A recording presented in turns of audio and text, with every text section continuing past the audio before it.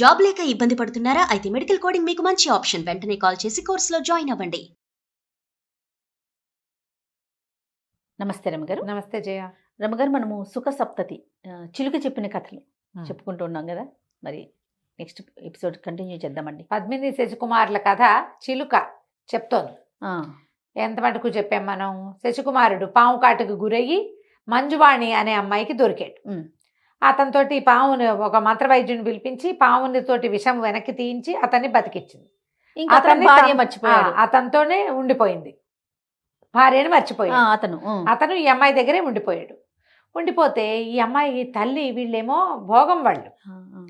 సరిగ్గా ఈ అమ్మాయి పద్మిని ఉన్న సందులోనే ఉన్నాడు ఈయన. ఒక 4-5 ఇల్లు 15 ఇల్లు అదే లైన్లో ఉన్నారు. విమతి, ఆ మంజువాణి వాళ్ళ అమ్మ పేరు. ఆ విమతికి ఎంత మంటగా ఉందంటే, పెద్ద పెద్ద వాళ్ళు రోజుకి 1000 వరహాలు ఇచ్చేవాళ్ళు సిద్ధంగా ఉంటే వీడెవడో ఏభరాసి రోడ్డు మీద కనపడ్డ వాడితోటి వాడిని వదలకుండా ఈ రకంగా చేస్తుంది ఈ అమ్మాయి. ఎట్లాగైనా సరే వీడిని వదిలించేసేయాలి. పైగా ఆ అమ్మాయి కొంచెం పెద్దది, ఆ మంజువాణి ఇతనికంటే. ఇతను దొరికిపోయాడు.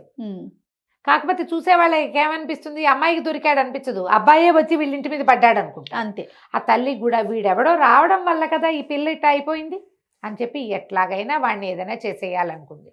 ఏదైనా ఆహారంలో విషం పెడదామనుకుంది.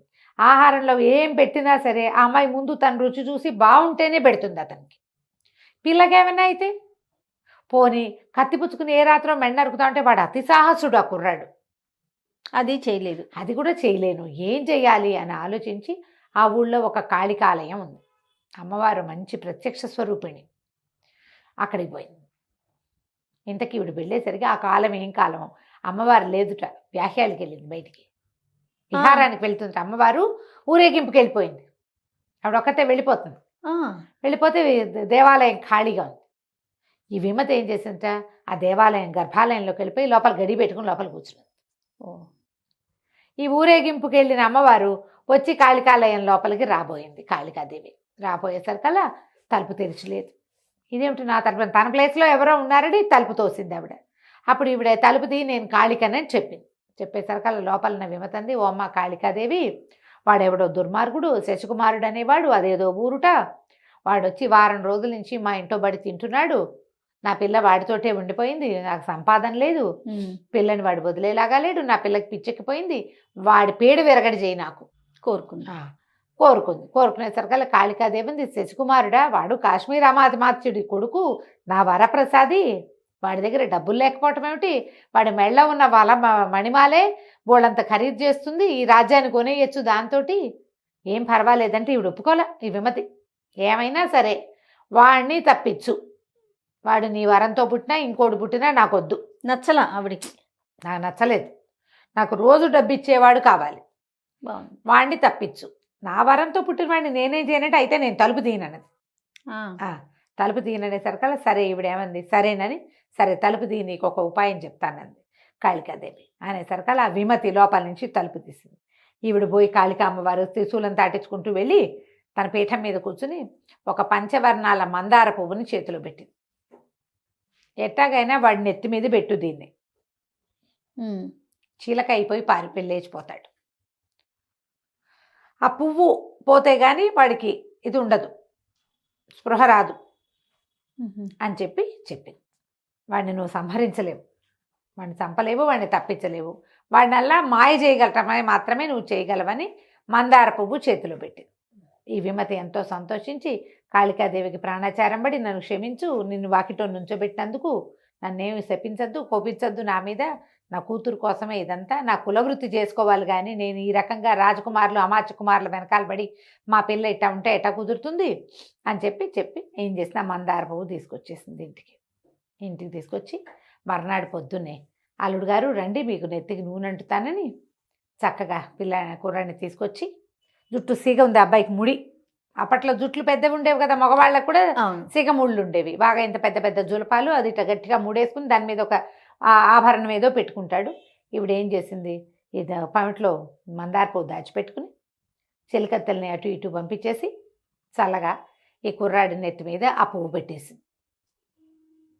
సిగ ఊడదీసి నెత్తి మీద పెట్టేసరికల్లా ఉన్నట్టుండేముంది, కూర్చున్నవాడు కూర్చున్నట్టు చిలకైపోయాడు. ఓ 5 రంగుల పంచవర్ణాల చిలుకగా మారిపోయాడు. మారిపోవటం ఏంటి, కీమనరిచి ఒక చిలుక అనగానే దాని లక్షణం ఏమిటి, ఆకాశంలోకి ఎగిరిపోవటం, కూర్చుని ఆలోచించేది లేదు. అక్కడి నుంచి ఒక్క ఎగిరిపోయేసరికల్లా ఆ అమ్మాయి పైనుంచి కిందకు వచ్చేసరికల్లా ఏడి నామ విభుడు అనేసరికి విభుడు లేడు, ఏమీ లేదు. నూనె గిన్నె సునిపిండి గిన్నె అన్నీ ఉన్నాయి, అబ్బాయి లేడు. ఆ పిల్ల లబో దిబోమని ఏడ్చింది మంజువాణి. ఎక్కడికో వెళ్ళాడు, వస్తాడని చూసింది. సాయంకాలం దాకా చూసింది, రాల. రాత్రి అయింది, రాల. ఇక ఆ పిల్ల బెంగ పెట్టుకుని పిచ్చెక్కినట్టు ఏడ్చి రోడ్ల మీద పడిపోయింది, పిచ్చిదైపోయింది ఆ అబ్బాయి కోసం. ఈవిడేమనుకుంది, ఆ కుర్రాన్ని తప్పిస్తే కూతురు మామూలుగా ఉంటుందనుకుంది. ఆ పిల్లకి అంత విపరీతమైన వ్యామోహం వాడి మీద ఉందని అర్థం కాల. కనపడకుండా సాధారణంగా అంతే, కనిపించకుండా పోయారనుకో 2 రోజులు ఏడిచి ఊరుకుంటారు. అవును, మర్చిపోతారు కదా, వారం 10 రోజులు పోతారు కదా అమ్మగారు. చాలా మంది మర్చిపోతారు జయ.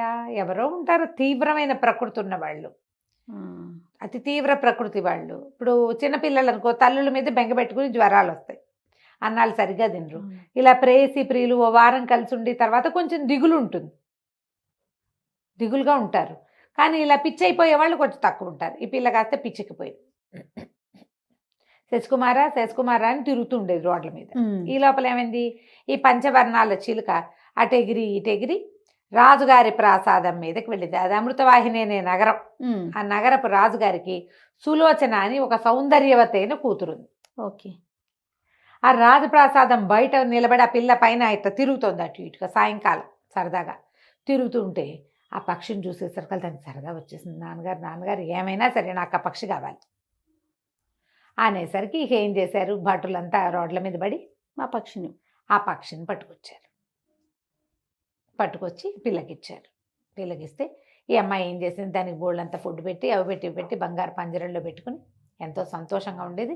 సాయంకాలాలు ఏం చేసేది, తలుపులన్నీ వేసేసి బయటికి పారిపోకుండా అది అక్కడక్కడే తిరిగేలాగా సరే ఆ పక్షిని చక్కగా దగ్గర కూర్చోబెట్టుకుని మాట్లాడిచ్చేది.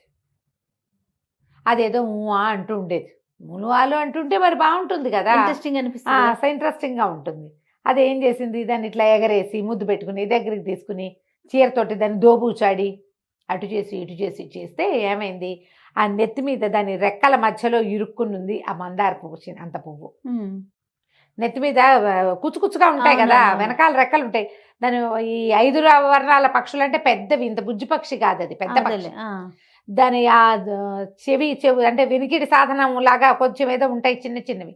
ఈ పైన ఒక కుచ్చల్లే ఉంది, ఆ కుచ్చులో ఇరుక్కున్న మందార పువ్వు ఎగిరి టక్కని పక్కన పడింది. ఈ పిల్ల ఏం చేసింది, ఆ పిచ్చికని ఆ పక్షిని ఇట్లా గుండెల మీద పెట్టుకుని ఇట్లా 2 చేతులు దాని చుట్టూతో వేసి దాంతో దోబూచాడుతుంది. ఎప్పుడైతే ఈ మందార పువ్వు టక్కని పక్క పడిందో వీడు అబ్బాయి అయిపోయాడు. నిర్ఘాంతపోయింది. వీడెవడ ఎక్కడి నుంచి వచ్చాడో తెలియలా. వాడికి తెలుసు తను ఇట్లా వచ్చానని ఈ అమ్మాయితో ఉంటున్నానని వాడికి స్మృతి ఉంది. ఓకే. వాడు అందులోంచి మారలేడు, వాడికి ధ్యాస ఉంది కానీ మారలేడు.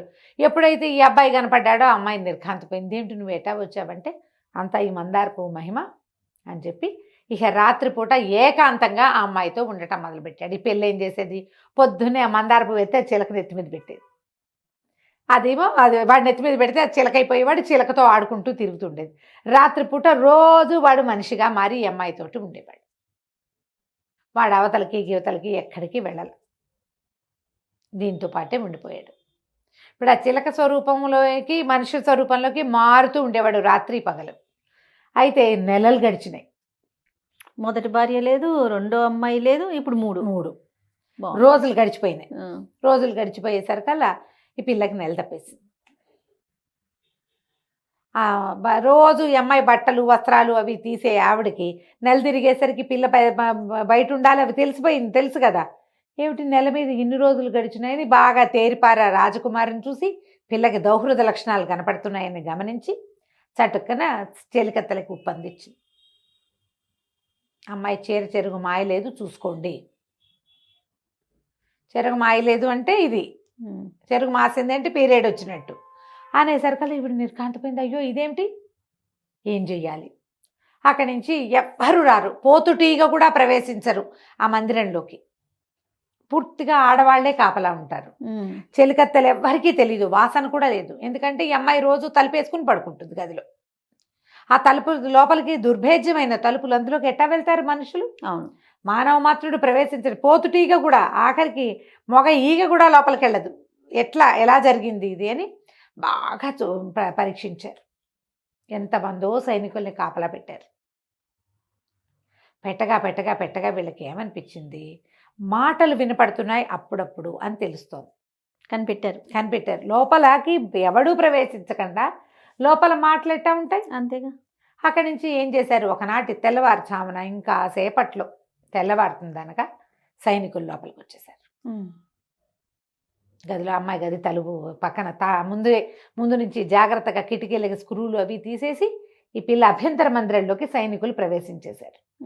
ప్రవేశించేసరికల్లా ఈ అమ్మాయి ఏం చేసింది, కంగారు పడి గబుక్కున ఆ చేతిలో పక్కనున్న మందార్పు ఎత్తి వాడిని ఎత్తి మీద పెట్టింది. వీళ్ళు ఆ అమ్మాయి పక్కన పడుకునున్న మగవాడు వాడు చిలగ్గా మారిపోవటం చూసేశారు. ఓహో.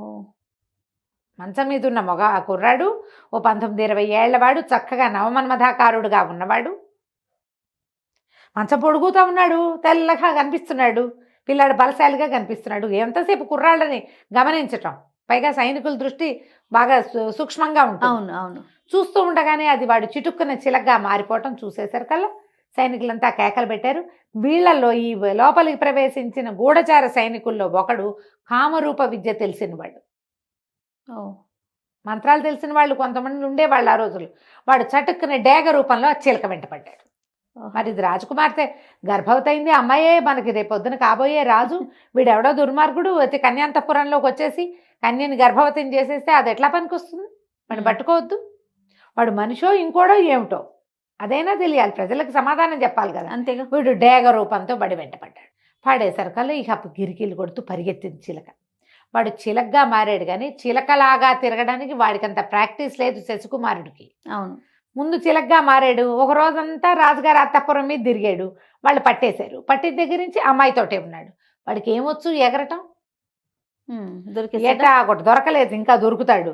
ఇక పరిగెత్తాడు, ఎగిరాడు, దూకాడు. ఈ లోపల సైనికులు కొంతమంది రాజుగారితో చెప్పారు, ఎవడో కుర్రాడు వాడు చిలకగా మారిపోయాడు, ఆ చిలక మగవాడు, అందుకనే అంతఃపురంలోనే ఉండటం వల్లే ఇలాంటిది జరిగింది. అక్కడి నుంచి ఆ పిల్లల్లో దిబోమని రాజకుమార్తె ఏడవటం మొదలుపెట్టింది, నా భర్తో అని. ఆ అమ్మాయి ఏడుస్తుంది. ఏం చేయాలి, ఈ చిలక ఇంకా దొరకల. సరే ఈ డేగేమో వాడి వెనకాల పడింది. పడేసరికల్లా ఎట్లాగో వెళ్ళి ఈ ఊళ్ళోనే ఒక చోట ఒక తోటలాగా ఉంది, బహిర్భూమి యాక్చువల్గా అది కొంచెం బాత్రూమ్కి వెళ్ళడానికి వాడుకునేదనమాట. ఆ బహిర్భూమిలో ఒక దీంట్లో ఏమనాలి, ఒక పొదలాంటి దాంట్లో దూరింది చిలక. ఆ దూరేసరికల్లా ఏమైంది అని ఆ నెత్తికి పైన ఆ పొదలో ఉన్న ముళ్ళు పట్టేసుకుని మందార పువ్వు అక్కడ పడిపోయింది.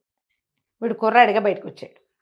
ఆ పొదలో నుంచి బయటకు వచ్చి పరిగెత్తుకుంటూ వెళ్ళి దానికి కొంచెం పెడగా ఉన్నటువంటి ఒక పెద్ద భవనంలోకి ప్రవేశించాడు. ఇక్కడ ఏం జరిగింది, ఆ భవనం ఎవరిదంటే ఒక శెట్టి గారిది. ఆ ఇల్లు సోమిశెట్టి అని ఒక శెట్టి గారి ఇల్లు. ఆయన భార్య వాసవి, అమ్మాయి పేరు. కేశవ శెట్టి గారిని చాలా డబ్బున్న వాళ్ళు ఆ అమ్మాయిని ఈ సోమిశెట్టికి ఇచ్చారు. వివాహం అయిన తర్వాత అతనికి ఏదో వ్యాధి బయటపడింది, చర్మ వ్యాధి.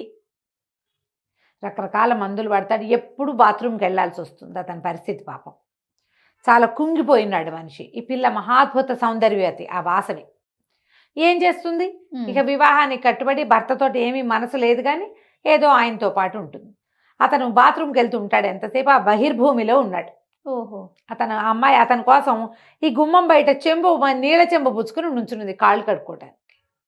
ఎప్పుడైతే ఈ అమ్మాయి పరిగెత్తుకుంటూ మన శశికుమారుడు చటుక్కుని అక్కడికి వెళ్ళాడు. వెళ్ళి నా ప్రాణాలకు ప్రమాదం, ఎవరైనా వస్తే నేను ఇక్కడ లేనని చెప్పండి అని చెప్పేసి గుమ్మంలోకి వెళ్ళాడు. ఈ వెళ్ళిన తర్వాత ఏం జరిగిందో మనం వచ్చే భాగంలో తెలుసుకుందాం.